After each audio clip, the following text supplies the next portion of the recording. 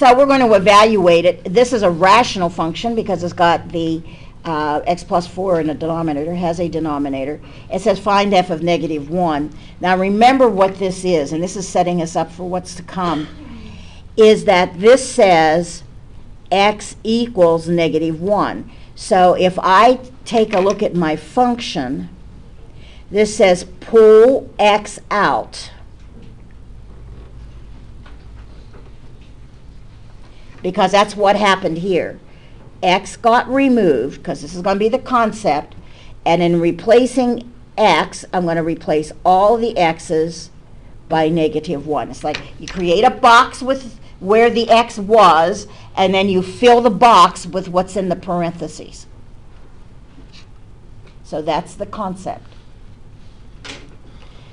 So this is 1 minus 1 over minus 4 plus 4, minus 1 plus 4, is going to be 0 over 3, and 0 divided by 3 is 0. Woohoo! Actually, what have I found? Here's the coordinate point. If x equals negative 1, y equals 0. What have I found? A point. What point is it? It has a name. The x-intercept.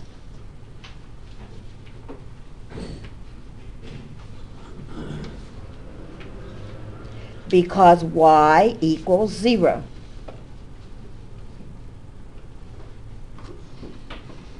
That's just, they didn't ask us that, but that's essentially what we're finding. Okay, now we're going to move away from numbers, but the concept is still the same.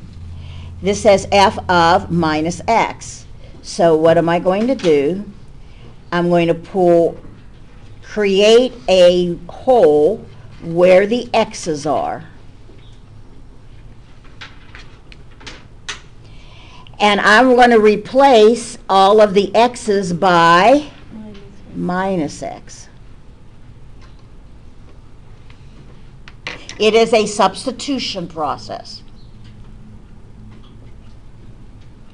And the opposite of x squared is just x squared minus 1 over minus x plus 4, which is a perfectly good answer. Your book may put 4 minus x, and that's so the minus isn't in the front. And at this stage, oh, there's other ways you could do this too that would be, but we're going to not do that. Unless you find that when you're doing your homework, they put it in a form and you wonder how they get it, then you can ask in class, and then I'll go through some of the ways that they got that. It's safer to quit while you're ahead. What does this say? This says the opposite of the function f of x. So that says take minus 1 times f of x, which is x squared minus 1 over x plus 4. Now, there's nothing wrong with that answer. However, what your book might do is remind you that minus 1 can be written as minus 1 in the numerator, 1 in the denominator, or it can be written as 1 in the numerator minus 1 in the denominator. In this instance, because I've got a negative in the numerator, they might well say, well, this is what you could do. Take minus 1 over 1, multiply it times x squared minus 1 over x plus 4. If I take minus 1 times x squared, I'm going to get minus x squared plus 1. They would write it as 1 minus x squared over x plus 4. That's where they would get that kind of answer. There's nothing wrong with this. You could manipulate it to this.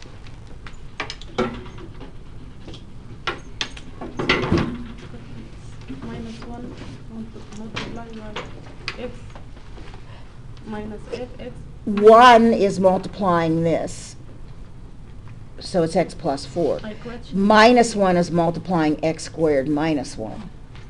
I'm asking first one minus x equal minus 1 multiplied by 5. What are you talking about?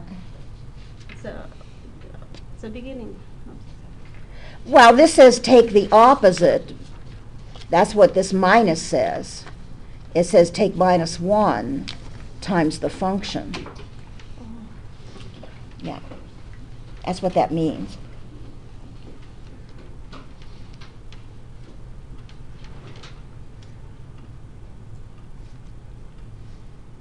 Here's the big gun that's going to be coming in a couple of pages. F of x plus h. Now, that says you're going to take the function x, f of x, pull out the x's,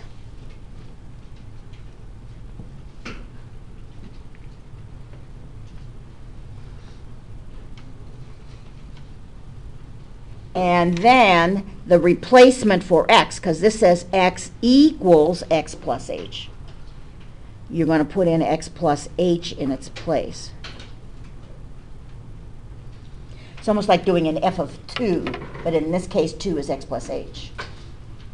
Now, that's a perfectly good answer because there's really nothing you can do with it. However, what we're going to end up doing with it is simplifying, which means x plus h times x plus h minus 1. There's a 1 in front of that x plus h, so that's x plus h plus 4. Now what I want to remind you of is this. Because of this subtraction, this is a grouping.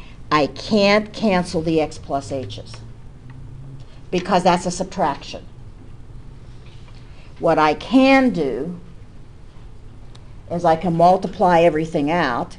That's x squared plus 2xh plus h squared minus 1 over x plus h plus 4. That's an alternative answer. That might be one your book will use, but when we start working with this particular concept, we'll be doing that. We're multiplying everything out.